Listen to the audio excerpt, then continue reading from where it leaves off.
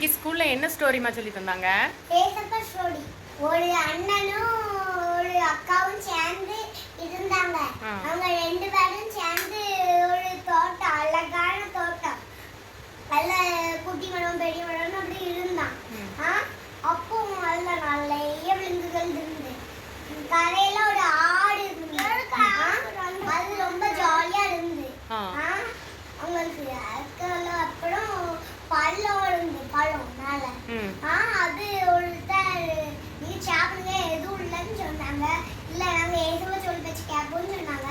அப்போ சாப்பிடுங்க எதுவும் செய்யாதுன்னு சொன்னாங்க. அதனால அவங்க சாப்பிட்ட உடனே ஏசப்பாக்கு அது பிடிக்கல. அதனால இந்த பாட்டில இருந்து பார்க்கறதுக்கு அவங்களுக்கு பிடிக்கலனால பழவெட்டி விட்டுட்டாங்க.